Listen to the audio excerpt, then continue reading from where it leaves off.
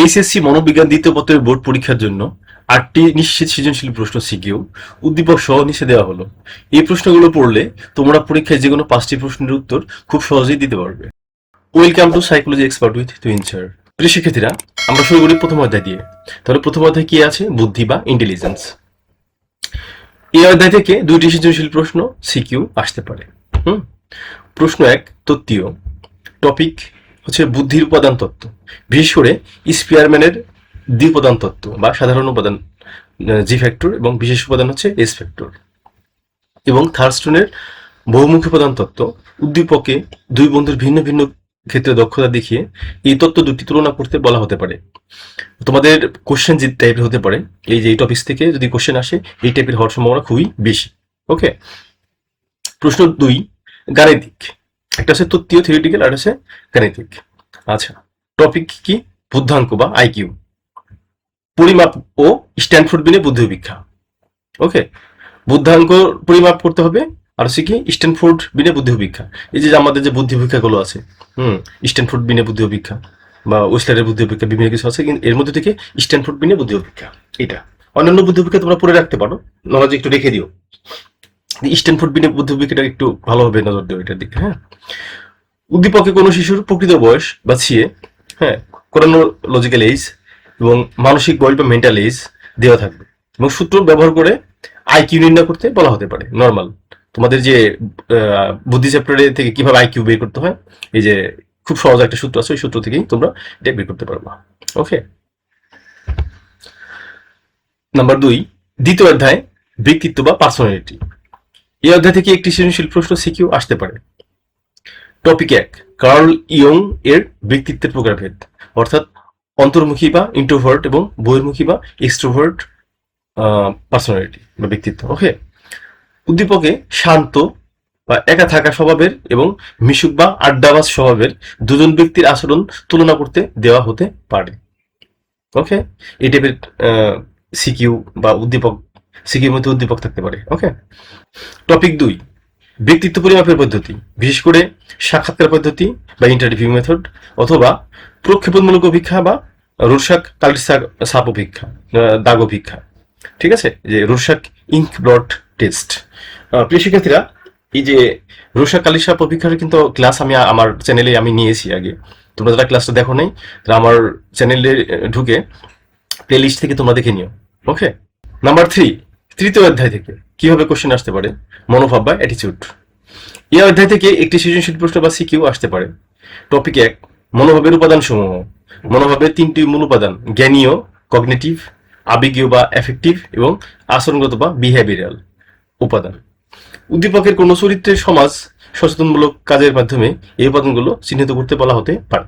ওকে, topic ২, মনোভাব গঠন ও পরিবর্তনের উপায়। সামাজিকীকরণ বা প্রচারণার মাধ্যমে কিভাবে মনোভাব বদলায় তা জানতে চাওয়া হতে পারে। এই যে এই ক্লুগুলো দিতে পারে, আর এখানে তোমার মনোভাবের উপাদান সমূহের মধ্যে এই ক্লুগুলো দিতে পারে। ঠিক আছে, তার মানে মনোভাব চ্যাপ্টার থেকে যদি কোশ্চেন আসে, তোমরা এগুলো পড়লে যদি কমন পড়ে দেয়, ইনশাল্লাহ কমন পড়ার সম্ভাবনা আছে, বেশি সম্ভাবনা, পড়ে নিও। পাশাপাশি তোমাদের অন্যভাবেও তোমরা জানতে পারো বিষয়গুলো, বা তোমাদের মতো করে সাজেশন তৈরি করতে পারো, বাট এটা ফলো করে অন্য কিছু ফলো করে তোমরা, সমস্যা নেই। চতুর্থ অধ্যায়, আচরণের উপর পরিবেশের প্রভাব, ইনফ্লুয়েন্স অফ এনভায়রনমেন্ট। এই অধ্যায় থেকে একটি সৃজনশীল প্রশ্ন সিকিউ আসতে পারে। টপিক কি? ভৌগোলিক ও সামাজিক পরিবেশের প্রভাব, বিশেষ করে শব্দ দূষণ, বায়ু দূষণ এবং ঘনবসতি কিভাবে মানুষের মেজাজ ও আচরণের উপর নেতিবাচক প্রভাব ফেলে। উদ্দীপকে শহর ও গ্রামের পরিবেশের একটি তুলনামূলক চিত্র তুলে ধরা হতে পারে। মানে আচরণের উপর পরিবেশের প্রভাব, এখান থেকে কিন্তু কোশ্চেন আসার সম্ভাবনা আছে। পঞ্চম অধ্যায়, ৫ নম্বরে, মানসিক চাপ মোকাবেলা, স্ট্রেস অ্যান্ড কপিং। এই অধ্যায় থেকে একটি সৃজনশীল প্রশ্ন সিকিউ আসতে পারে। টপিক ১, মানসিক চাপের উৎস ও লক্ষণ। জীবনের বড় কোনো পরিবর্তন বা ট্র্যাজেডি, যেমন স্বজন হারানো, আর্থিক ক্ষতি, কিভাবে মানসিক চাপ তৈরি করে। মানে আরেকবার বলি, জীবনের বড় কোনো পরিবর্তন বা ট্র্যাজেডি কিভাবে মানসিক চাপ তৈরি করে। ট্র্যাজেডি কোনগুলো? সেটা হচ্ছে স্বজন হারানো বা আর্থিক ক্ষতি, এগুলো ট্র্যাজেডি। এবং এর শারীরিক মানসিক লক্ষণগুলো কি কি। ওকে, যখনই এই আমরা মেন্টাল স্ট্রেসের মধ্যে পড়ে যাই, তখন আমাদের শারীরিক বা মানসিক লক্ষণগুলো কি কি থাকে সেগুলো। টপিক ২, মানসিক চাপ মোকাবেলার কৌশল, বিশেষ করে সামাজিক সমর্থন বা সোশ্যাল সাপোর্ট এবং সমস্যা কেন্দ্রিক বা আবেগ কেন্দ্রিক মোকাবেলা পদ্ধতি। ওকে, তাহলে টপিক 1 টপিক 2 এটা তোমরা ভালোভাবে দেখে নিও। আমার এই সাজেশনের পরে তোমাদের আমি এই ধারাবাহিকভাবে মনোবিজ্ঞান প্রথম পথে সাজেশন দিয়ে দিছি, সেকেন্ড পেপারে আজকে সাজেশন দিয়ে দিলাম।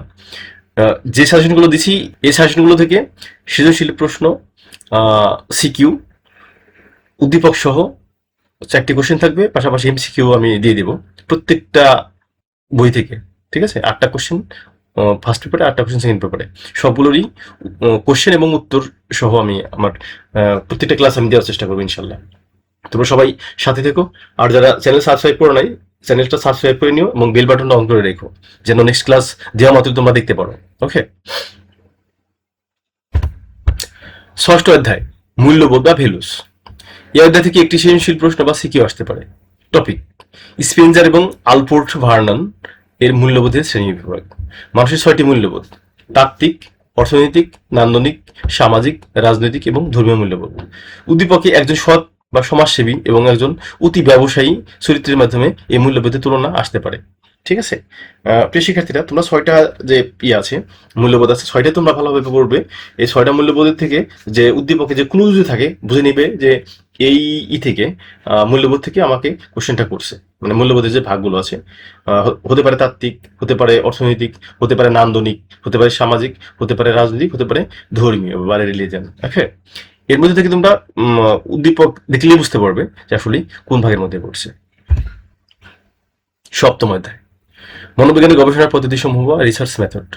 এই অধ্যায় থেকে একটি সৃজনশীল প্রশ্ন সিকিউ আসতে পারে। টপিক 1 পরীক্ষামূলক পদ্ধতি বা এক্সপেরিমেন্টাল মেথড।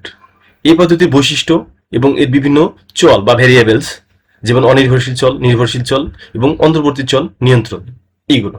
ওকে, চল থেকে কিন্তু কোশ্চেন আসার সম্ভাবনা খুব খুব বেশি, এটা তোমরা মাথায় রেখো আর টপিক একটা ভালোভাবে ফলো করো। টপিক 2 ব্যক্তি ইতিহাস পদ্ধতি বা কেস স্টাডি মেথড। আমরা জানি, হ্যাঁ, কোনো অপরাধী বা বিশেষ শিশুর আচরণের কারণ গভীরভাবে অনুসন্ধানের ক্ষেত্রে এই পদ্ধতি ব্যবহার করা হয়। ওকে, আচ্ছা, তাহলে টপিক 1 টপিক 2 শেষ হয়ে গেল। হ্যাঁ, এই কেস স্টাডি মেথডটা ভালোভাবে পড়বে তোমরা। 8 নম্বরে 8ম অধ্যায় মনোবিজ্ঞানের পরিসংখ্যান, স্ট্যাটিস্টিক্স ইন সাইকোলজি, আসবে কোশ্চেন। এই অধ্যায় থেকে একটি নিশ্চিত গাণিতিক প্রশ্ন সিকিউ আসতে পারে। টপিক: কেন্দ্রীয় প্রবণতার পরিমাপ। উদ্দীপকে কিছু অবিন্যস্ত পত্র বা নম্বর দেওয়া থাকবে। গাণিতিক অংশে মানে গ নম্বরে গাণিতিক গড় মানে মিন, এক্স বার নির্ণয় করতে বলা হবে এবং ঘ নম্বরের মধ্যমা বা মিডিয়ান অথবা প্রচুরক বা মোট নির্ণয় করে উপাত্তের বিন্যাস বা এর গুরুত্ব ব্যাখ্যা করতে বলা হতে পারে।